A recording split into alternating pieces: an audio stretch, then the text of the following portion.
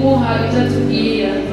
Turagushimiye n'ubundi ukoresha kugira tubyumve, maze ubwami bwawe buze ibishaka bibi bwanze muri byose, mu izina ryawe Yesu Kristo tubisenze, amen. Umugabo wundi yitwa Lambert Bisinzira. Lambert Bisinzira kandi ndakunda Bisinzira. Alors, uyu mugikorane cyitwa Heavenly Open. Ndavuga ko nziza n'ukuri sinzi umuntu yabafashije traduction kugira ngo tore n'icyo kivuga ngo ibyo mu ijoro byuguruye, muganga ndashaka kubaha version imwe yampaye ejo ikuraho ibyaha mugabo nawe murashaka kwishaka. Heavenly Open ni jambo ligoye mugabo mwize ndazaho byavuye. Si ikintu cyoroshye kwiyumvira ngo umuntu agishinga. Hanyuma nafashe umwanya wo kubyumvira kandi nibutse ko ari dukorane nzovugamo cyitwa gutyo edition 2. Numva gusa amatsiko yo kubona edition 3 kubera no kumenya bikomeye rwose. Haleluya. Sasa ndiko ndibwira numva mwebwe yamaye orientation yoroshe abakoresheje ibintu bisanzwe. Ubusanzwe hariho imiryango twese dukoresha mu mazu, umuntu ayungurura mu buryo busanzwe n'amaboko, sibyo? Umuntu atukuze mu cyongereza cyangwa mu gifaransa ni imiryango yunguruka mécaniquement. Ni kuvuga ngo ushatse kubivuga neza mu cyongereza tuvuga ngo ni imiryango iri mechanically open. I Buraya hariho imiryango iri electrically open, yuguruye mu buryo electric, yugururwa n'inkomezi z'umuyagankuba. Hariho rero n'imiryango iri heavenly open. Haleluya, haleluya. Uyu munsi imbere yawe hariho umuryango uri heavenly open, wuguruye n'ubushobozi bwo mu ijuru. Haleluya. Urubuga shize imbere yawe uburyo bwuguruye kandi nta muntu n'umwe yashobora kugunda kubera iki? Kubera uri heavenly open. Haleluya. Nanezerewe rwose kweli, nanezerewe kubyumva ko hariho uyu munsi ibintu biri heavenly open, byuguruye n'ubushobozi cyane n'inkomezi zo mu ijuru. Sinigeze ndabitahura gutyo kuva mu munsi make nabitahuye ejo nibaza cyane hirya y'icyo. Haleluya, haleluya. Hanyuma dukoresheje ivuga ngo kwiyungura mu nkomezi nshyashya. Hari ikibazo ntabajije.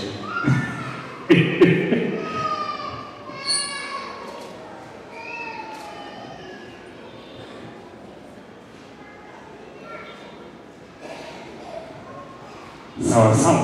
Haleluya. Imana ishimwe. Ngo kubanza umwanya n'umugira amatsiko kandi n'amahoro byose bimeze neza. Haleluya, haleluya. Nukuri uhora ari kumwe natwe kandi iri jambo rivuga ngo imisore y'imikandara birashobora gushika musana n'ibishika gato nibaza ko bishika gato. Imisore y'imikandara ngo iyo kwica ko igatemba bishobora gushika mu bundi joro. Naciye ibuka mu myaka nka 10 iheze ngipimiriwe 60. Murabona ubu hariho ko bigoye ukebuye. Ni ukuri kudugikirira niruka uvuye mu ngagara byari ibintu byoroshye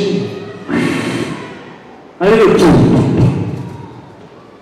mugabo iyo imisore y'imikandara abo bantu bari jeune bafite ingufu bashobora kwica ko bagatera, ariko abiteze uhoraho, ariko abiteze uhoraho bazokwama biyobora mu nkomezi nshyashya. Haleluya. Shaka ngo tuganire muri kino gitondo ijambo mfise mu mwanya muto n'ingufu nyinshi ndabyumva kweli bitwereka uyu mwami dusabye iyo avuze ibintu biri heavenly open abavuze iki yavuze ibintu byuguruwe n'ubushobozi bw'ijuru abavuze iki ndashaka ngo tubirabe mu nkuru iri mu bitabo mu butumwa bwiza bwa Yohana igice cya 11 turabe inkuru zo kuzuka kwa Lazaro. Nibyo byago umuntu yari yashize ku mutima wanje ndagomba kutuganireko hanyuma wumve icyo ukwiye kwitega n'uburyo ukwiye kwitega. Ni urupapuro rw'ijana na 18 muri Bibiliya y'Ikirundi ya kera handitse ngo Yesu azura Lazaro. Hariho uwaragwara ni Lazaro w'i Betaniya, ni wa musozi Mariya na mwene nyina Marita babako. Uwo Mariya niwe yasize umwami Yesu amavuta atangirana ku birenge amuhanaguza umushatsi wiwe. Uyu Lazaro yaragwaye niwe musaza we. Bashiki biwe batuma kuri Yesu bati mugenzi wabo ngukunda aragwara. Yesu abyumvise aravuga ati indwara si iyo kumwica ariko niyo gushimagirisha Imana kugira ngo n'umwana w'Imana amushimagirishe. Kandi Yesu yarakunda Marita na mwene nyina na Lazaro. Nuko yumvise ko agwaye asibira aho hantu yarari iminsi 2. Hanyuma y'ibyo abwira abigishwa biwe ati dusubire ibaye. Abigishwa baramubwira bati mwigisha abayuda baheruka gushaka kugutera amabuye nubusubire. Yesu arabishura ati mwese natubura ngo se 12 ubwira ko mwana ntatsita kuko abona umuco w'isi ariko umwega mu ijoro aratsita kuko umuco utari muri we. Amaze kuvuga ibyo arababwira ati Lazaro umukunzi wacu arasinziriye nanjye ndagiye kumukangura. Nuko abigishwa baramubwira bati mugenzi asanga asinziriye azokira. Nyamara Yesu yavuga urupfu rwiwe ariko bo bagira ngo avuga kuruhuka ko gusinzira.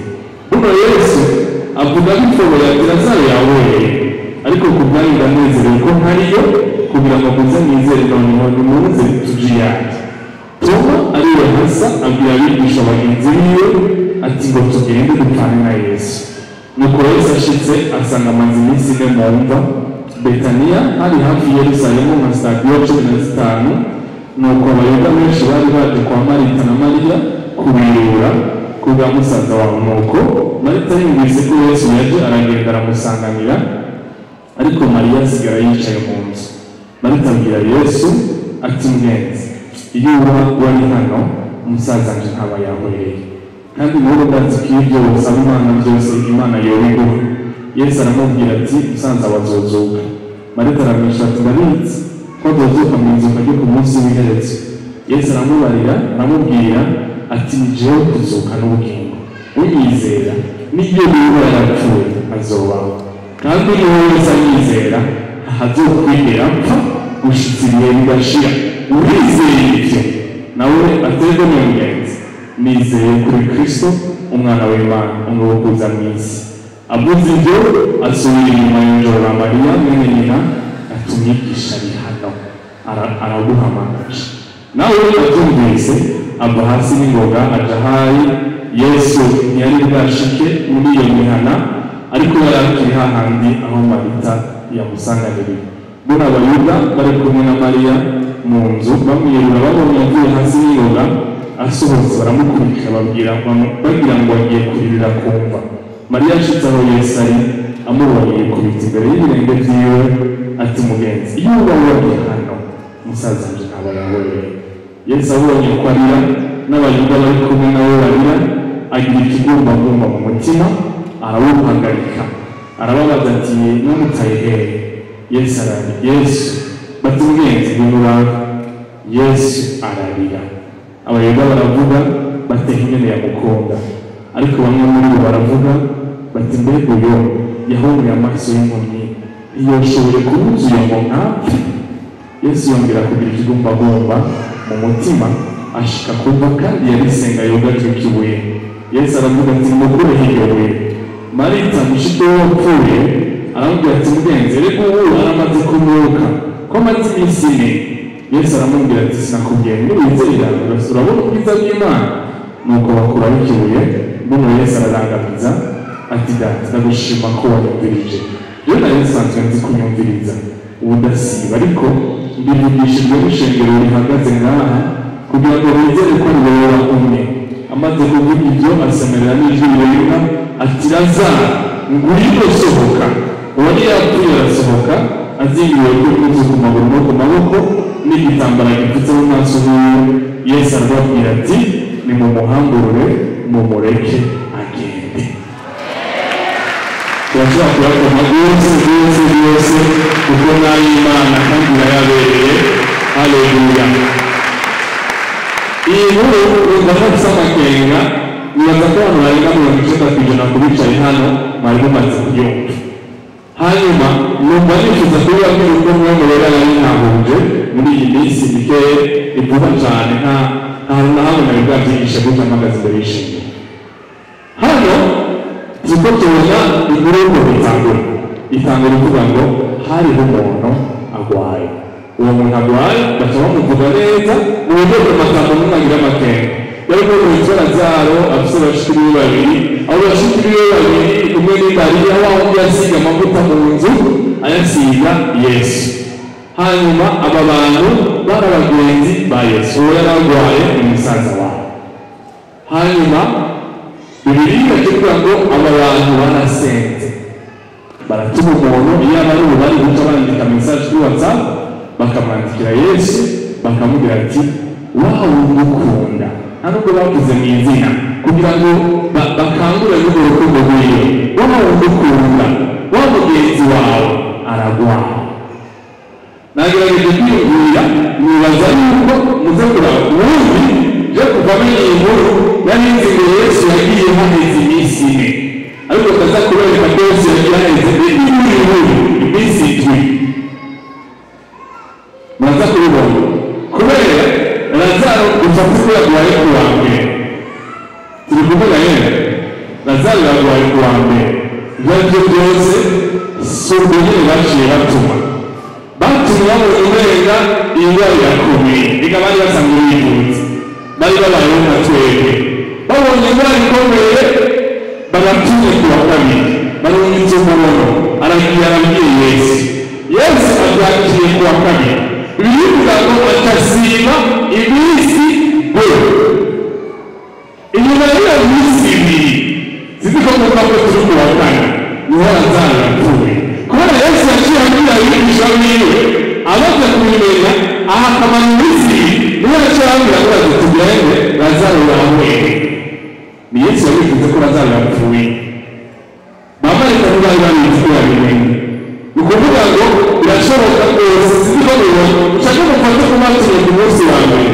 Ni ukuvuga ngo Yesu yavuze ko Lazaro yapfuye ku wa gatatu. Hanyuma Yesu yashyizeyo haheze iminsi ine ari mu mva.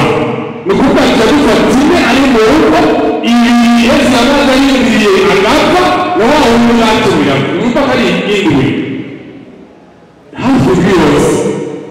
Hanyuma bivuga ngo kandi Yesu yarakunda Mariya na mwene nyina Marita na Lazaro. Hanyuma abantu batumye ko bamaze gutuma umunsi wa mbere uraheze Yesu ntaje. Nibaza ko bagiye kura ngo wa muntu batuma imbwa uramubwiye. Yego nukuri naramubwiye namusa yarishyiriwe ntari kure ubu ari hajya hirya aho naragiye amana naramubwiye n'ibyo naramubwiye nuko siko nawe naramubwiye okay none Mariya na Marita ariko baravuga none Mariya none kontact none tuzi ko umuntu kumubwiye oya kandi yaramubwiye bibanza ko tworeka cyane tumutuye mugasinzi cyane naho Yesu aramugenzi arakunda kuza ngaha cyagiye ko twamuzimanya ikintu twapfuye none ikintu twono muri kubera ikatanze umunsi wa kabiri umunsi wa gatatu azararete rwose marije n'ubwenge bw'inteye ubwoba nabega marikire gute ega hari ikibazo muri kubera ikatanze kinabyutse niko nabanatse gutera amabuye n'uwo munsi ega yaheruka ngaho abantu bava kumutera amabuye sinzi ko umugaragaza rwawe ku ruhande yese arimo ku ruhande mariya na marita bareba lazaro yari mu gitanda ariko arareba shefu amajiye cemu batanga ukunsi itanze cemu ubwacu ntafite mu rumba none nuko kubera igitanze reka reka dusubire kubaza umuntu wawe wowe wakoresha wowe wakoresha ubugiye umuntu yari igihe yari kumwe nawe yakibuga y'ibisho y'ubwamwe barakunze barabimubwiye pe akundi shisinzi chumba numva ngora igarazarapfa urabona ibintu yose arabyagiritse urabona kubera ngo bari bamubona nzuye umuntu siko hanyuma abayuda burya ingenzi y'abamizirino niyo muri nohenohyo niyo abayuda bahabwa umunsi nibaza ko Mariya na Marita batsitaye cyane bagiye guhambaza barababaye kandi n'abantu bari bazi ko bazinanye na Yesu bari batanguye gukritika no kuvuga amajambo menshi none bajya abantu kumenga wa mutipe uhajya hirya bavuga amazina y'isiko ibitangaza kumenga barazinanye kubera ikibazo cy'ubu bavukana yapfuye ibintu byo ntabwo ndabivuga ko biri mu majyana ujya mu misiri kandi ikibazo cyo mu muhanda wawe ni myinshi bwaba ibintu byabo rero barabitwaza n'ukuri uyu muntu aretse birabiboneka ariko birigora birabiboneka urabona ibintu byinshi amahari y'igitungo n'ibintu bitagaragara neza bavuze ngo baratumye umukobwa wo kwa yabiri umwana yari yapfuye yarangwaye hanyuma kandi nawe yaramye kugenda arasinze iyo umuntu afite amubyura abantu barapata imbuga nkuzi bihata ku rundi ruhande Yesu inyuma y'umusiri mu mutima arakamuta ko lazaro yapfuye mugana kurwaye yari yavuze ngo iyi yamwuye siyo kumugirira nabi siyo kumwica we gushimagirisha izina ry'Imana haleluya igihe ari kuva akageza hanyuma kandi yavuze ngo siyo kumwica mugana lazaro yarapfuye hari ikibazo hanyuma abwira abigisha nyuma y'iminsi biratwaza ngo tugende Betaniya hari ikibazo nyabaki mzee uribagiye ubu nyine wamaze kubyongera ko bazogotera amabuye hirya hejuru reka muragabashije dusubire Yesu akababwira ngo abantu benshi badatahura uvuga ngo mbega isaha z'umunsi si 12 ati umuntu agenda mu muco atsitara mwanga ngo nibyo yawe ko nahatse ibyo bigoye kubyibaza kubera kugendera mu mwijima cyo kugendera mu muco wari kabiri batacomba siko hakwa bikirengana bisanzwe haleluya ziko Paulo anataka kuongea kuvuga hilo wala wala kunyakua ariko hera wajibu haleluya kilo pamoja tuwakeke walikuwa kutumisha wewe isaati mtu na vile unaenda na mwisho hatipana sina hatwe kutengeza haona usawaza Mungu kwa kwa sababu hati tukiendelea na kujitoa haleluya ile kama tawala gani hanyuma ngo basize aho baci kubera naho bazimisi ngenzi yitete nibaza ko bagiye barakora ibindi bintu baracagura hanyuma barashika bashitse amakuru araza abwira avuga mu nzu Yesu none akimukora arita umuntu abangutse kuba yane arahaguruka bari bamanye kugenda yagumye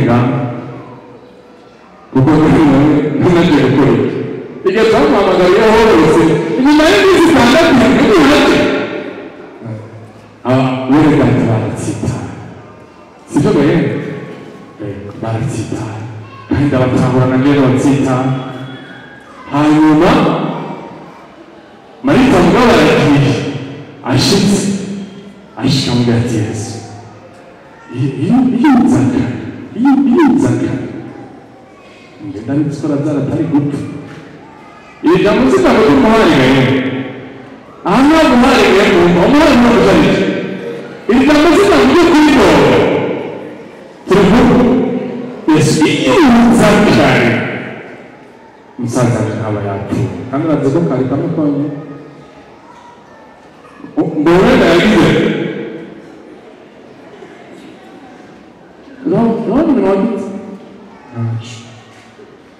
hanyuma baraganiriye arababwira ati reka Mariya ndazatsutsuka